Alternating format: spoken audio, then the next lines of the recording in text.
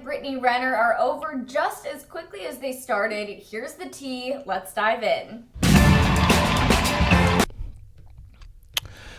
Hey guys, and welcome to Little Black Book. You know what time it is. We're talking to you guys about Brittany Renner and PJ, but we're going to be specifically talking about Brittany Renner. It's part two to my video where I said I'm going to talk a little bit more deeply about the healing that Brittany Renner needs to go through. She dropped a video, I think, last year, and you know, it was quite profound, and she said some really deep stuff, which I think that a lot of us can learn from, including myself. And this is what I love doing what I do. And you know, the great thing about what she did in that video is that it's honest, true, deep thoughts. So when I play that video, you're going to see what I'm talking about. If you haven't watched part one, go watch that. Break down some really important stuff. So that's what we're going to be doing in this particular video. So hey guys, please, if you're new, like, share, subscribe. Click on the bell button for notification of what? Uploads. For those of you who are returnees, you already know what it is. You got the minerals. Oh, that note was off. You got the minerals. Listen, stay hydrated. Listen, don't forget as well, grab your merchandise down below. Grab your bottle, grab your hoodie. Stay hydrated, because the summer out here, the streets are hot. You understand? The streets are hot. All right, cool. Before we go any further, let's hit that outro and let's get the story going, baby. Little Black Book, you know what time it is. Time it is. Time it is. Time it is. Time it is.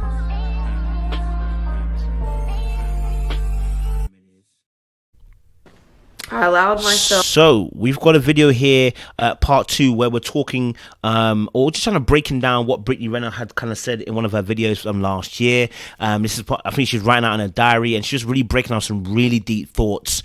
And so I want you to come on this journey with us. If you're someone who's gone through pain, has had, you know, has an independent spirit, that loves, you know, being on their own like I do, you know what I mean, sometimes doesn't deal with emotions too well, or, you know what I'm saying, you know, a bit of a player with your mandem too. If you're a bit of a player, you like sex too much, and you don't know how to connect to people emotionally, I can guarantee this video is going to help. And I'll tell you why, because she's going to elicit some thoughts that you've probably thought about, and then we're going to break it down in terms of what she said. So let's get into the video. To be vulnerable with the wrong person, and I equated vulnerability with powerlessness. I want to pause it there. I know it's a bit early, but listen, that alone for me is a bar, right? I equated what? Vulnerability, right, with what? Weakness. And many of us are here. Many men especially are here. And this is why they can't hold safe spaces for themselves, hold safe spaces for other people. Right? Because what happens is you see vulnerability as a weakness. It's a cloak. It's something that I can't do. And so then you can't allow for yourself to feel what others are feeling. There is no empathy there, because you don't know how to handle emotions, because you see it as a weakness. Many men think that, and because we talk about femininity, masculinity, and the feminine energy deals with the emotions, right? Everybody should have some femininity and masculinity. I think we have on equal amounts, depending on what your gender is or what your sex is, whatever you want to call it. Women for femininity, men for masculinity. But you need to be able to operate in both, all right, and use it at the correct time. All right. So in this, what she's explaining here is about this vulnerability. Now, when you become very masculine, because you've had to do things always by yourself, you've had to fend for yourself, you've had to fight for yourself, your whole entire life, you've been fighting by yourself. You are inevitably going to develop a lot of masculine energy to protect yourself. And what she's saying here is that then she's ignored the vulnerability of herself in order to promote strength. But what she's realized as she's got to a place of her breakdown almost, or her point of revelation, she realizes, no, vulnerability is weakness. I mean, vulnerability is strength, not weakness. And it's so important, because many of us hold this thought. Let's play a little bit more.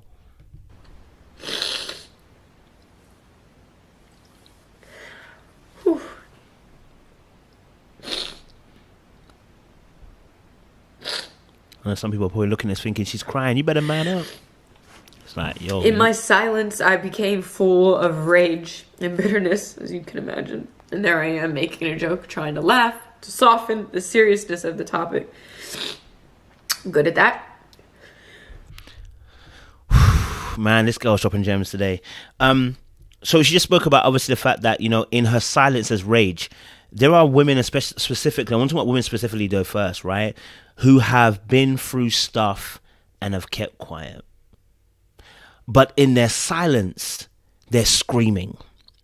And when you get to a place where pain is so encapsulating, but you have no outlet to release what you're feeling, almost like hitting your toe on a door and then going.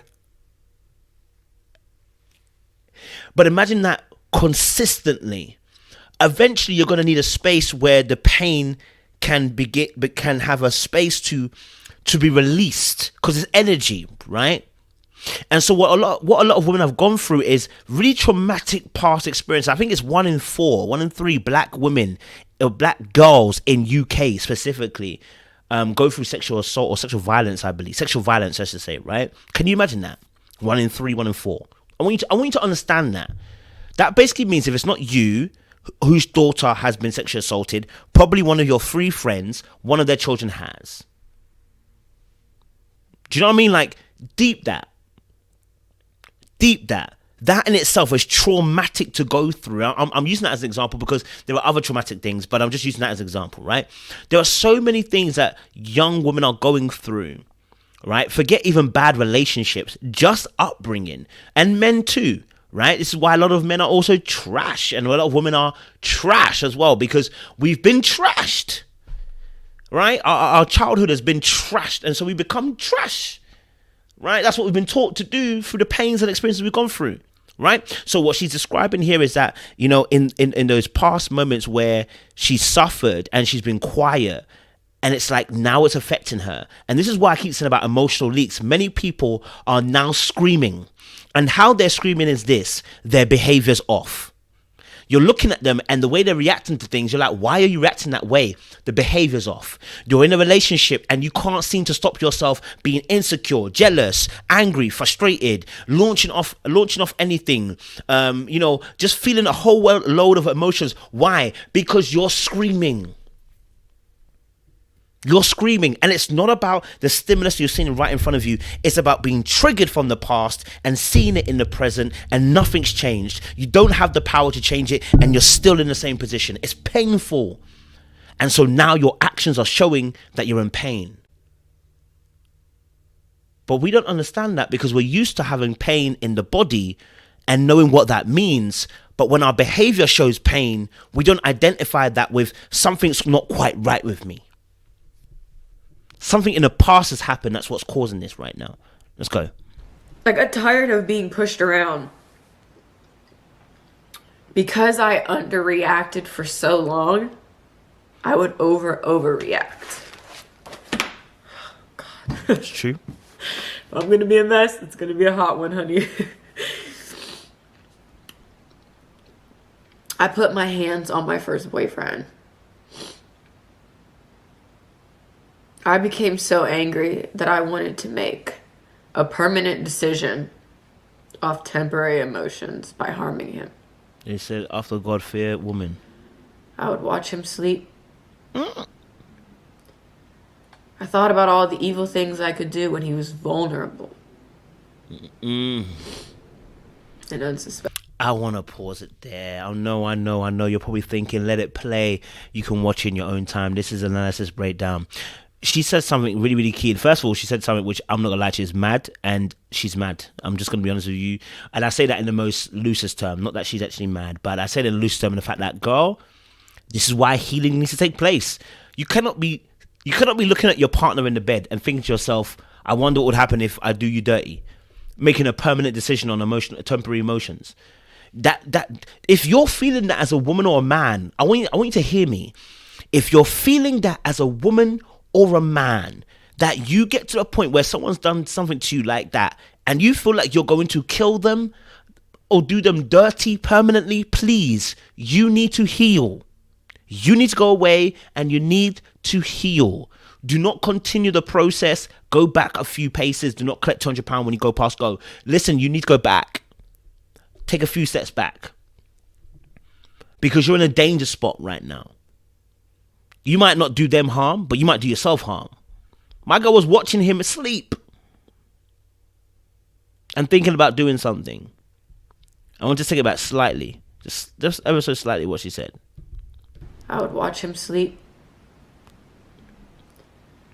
I thought about all the evil things I could do when he was vulnerable. And this is the key part.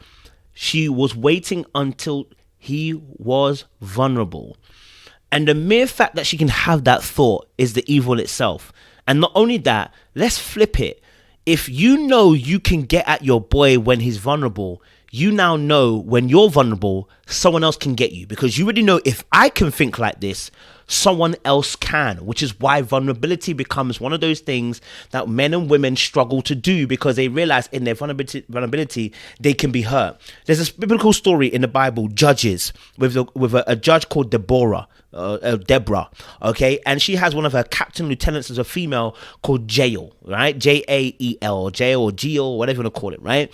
And she goes into the enemy's camp, okay, and pretends to sleep with this guy, right? The king at the time, or whatever, or whoever he was, right? To sleep with him. And the moment he slept, the moment he was gonna sleep, she drove a nail through his head. Pa! Fear after God, fear women all. After God, fear women. Why? Because they understand to kill you, they have to get you vulnerable. They understand that principle. So you have to understand that when you're vulnerable, the reason why you're struggling to be vulnerable with your partner, struggling to be vulnerable with your friends, struggling to be vulnerable with people around you, you know what I mean? Struggling to be open, or you keep hearing this thing from men or women saying you're not very open. You've always feels like you got walls. That is because you're scared of being hurt. This is what she's putting out. And unsuspecting. I saw power in becoming the very thing I despised. I couldn't see the value in being soft, understanding, or open. Independence allowed me to avoid all of my inner wounds. Kept busy. I was really good at reciting what I wanted people to know and what I wanted to talk about. I've been involved with men in committed relationships. I saw power in knowing that the relationship wasn't real.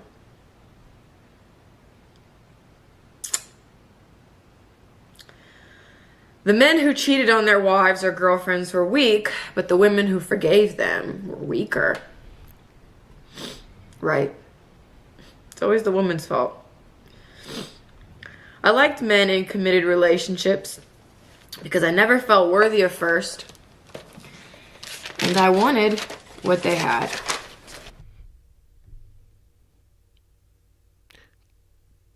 Need I say anymore? She's actually answering questions for us, breaking down solutions. Why some people they don't have enough self-esteem to get their own, so they'll go after somebody else's. This is important. They don't have enough self-esteem to go after their own, so they'll go after somebody else's. What are you doing if you have a lack of self-esteem or you don't feel confident enough? What are you doing to cover that up? Because oftentimes that's what we do when we're lacking in an area. We do something to overcompensate, and we could be moving in a certain area that's showing a pain or a lack of in a certain area. It's time to reanalyze and reevaluate. Do you know what I'm saying? These are the things that we're talking about when we point it out.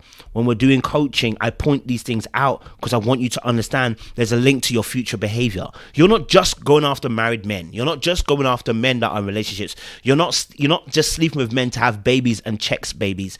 It's because of brokenness and hurt. And it's time to open your eyes and see. It's time to open your eyes. Mandem, it's time to open your eyes. You're not just sleeping with many, many women. It's not that you enjoy it. Stop that. Stop that. I'm gonna call, I bang all the time. No. You're devoid of emotions. Let's keep 100 real. You can't connect with people. This is a problem. You gotta deal with it. It's time today to deal with it. You feel what I'm saying? Right? Don't think that because it didn't affect me, I don't have trauma. Your behavior showing you have trauma. Your inability to be emotive, your ability to empathize, your ability to show love, your ability to be in love, your ability to stand in love, your inability to understand what love is due to toxic environments is part of that trauma. I was not possessed by an evil spirit or demons or bound to a soul tie. I was doing exactly what I wanted to do. Oh, I thank act like you. I'm- Thank you. I'm tired of soul ties. It's a lie. You just are doing what you want to do. You are moving off emotions. You're moving off a lack of emotions. You're moving in your darkness of hearts. The Bible says that the heart is deceivingly wicked above all things. Why? Because it deceives you. It makes you feel like I'm a good person, when really your heart has got some dark thoughts in it. You understand? The dark arts, baby. Grossed out by children because of how badly I desired to have a family of my own.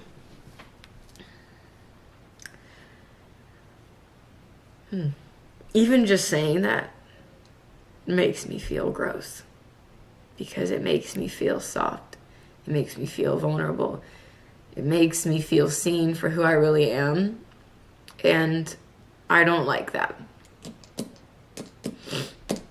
I thought if I suppressed these feelings deep enough, I could convince myself that I didn't need a family. Being married and having a family is the biggest dream of mine. All these years, I've always just been like, why try? Because if I don't try, then it lessens the disappointment if I don't get what I want. I want you to think that I'm...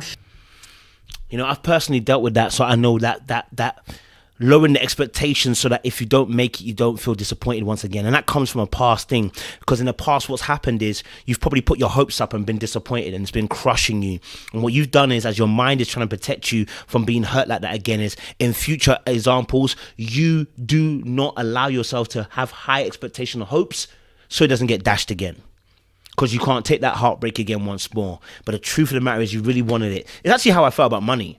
Grew up in a household where there wasn't much money, so I just didn't have high hopes for money. Do you know what I'm saying? So I always used to talk like, you don't need money. Like, people talk about money like they're too much materialistic. Then I got money, and all that changed.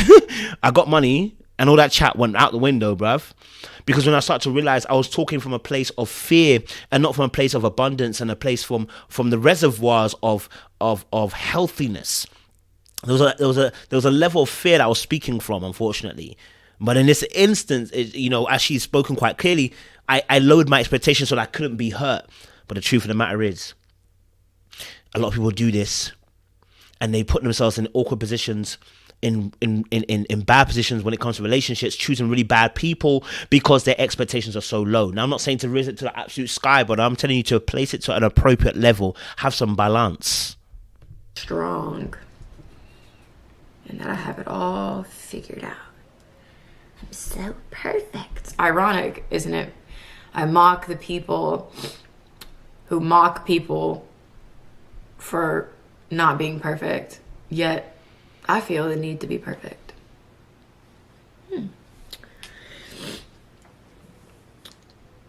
I feel like my whole brand has been built on a facade. Like, any person who has ever met me in real life would say that I'm different in real life. Like, nothing like what I portray on Instagram. And for a while, that didn't bother me. Because in my mind, I'm thinking like, well, I know who I am. I just know how to turn it on and off. Not realizing what I was putting out there. The more I step into my power, the more that facade begins to disappear. I'm not the facade that I've been portraying online for years. I'm experiencing an identity crisis. I'm 27 going on 28, and I don't have anything figured out. That's such a beautiful, beautiful summarization that she's speaking there. 28, coming into a crisis. What crisis? Identity. Knowing who you are. But it's not just knowing who you are, it's being true to who you are. Many of us are carrying a mask that was built by ourselves to show the world that we're strong. Many of us are hiding pain, covering up with bandages, plasters, inappropriate resources to help heal wounds that we're feeling, and trying to run as if we're fully healed. Many of us are seeing through broken glasses, but pretending to have it all together. And then eventually it catches up with you. Who am I? And that question comes because your body or your mind or your soul, whichever you want to call it, is telling you this isn't who you are. Because something happened and changed your trajectory as to who you're supposed to be. And so you thought that now I am this new person because of what you experienced. That's me. The truth of the matter is, it's not you.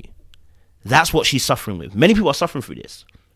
Once again, I'm saying to you guys, let's reach out to me. Hit me up on the email. It's not free. We do coaching here. I'm here to help everybody. You know what I'm saying? It ain't free, but I'm here to help. Let's begin the healing. Good news is I have created all my limitations. My power is in my femininity. And just like the mama bear, I can be fierce. I can be strong. But I can also be tender. And I don't have to sacrifice one for the other. I accept me for me, and I'm thankful for the experiences that have brought me to this awareness. Good, bad, indifferent, whatever you want to call it. I'm happy to be here. These growing pains, they're what everyone wants to avoid. But they're inevitable if you want to grow. You grow through it. Mm-hmm. You go through it. Yep. And all of these feelings that come up, you just interview them. And I want to point this out. A lot of the healing that comes through our situations are going through it. Not going around it, going through it. Many people have locked the doors to their experiences that have hurt them, and they're not dealing with it, and they want to confront it. It's scary. I'm with you, and I'm with you. I've got some doors I haven't opened. Let's keep it 100% real. But we need to open those doors because we need to confront it. We need to confront it now to overcome it. So long as it stays in the door and behind the doors, it has power. But once we begin to shed light abroad it, darkness cannot comprehend it. Once we begin to shed knowledge, which is light, ignorance can't comprehend it. Once things are illuminated, darkness has to slink away. We can't let things stay behind the door anymore.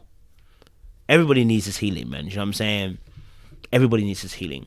So that was my part 2 of Brittany Renner video. I hope you guys have enjoyed it. Listen, again, hit me up if you want coaching.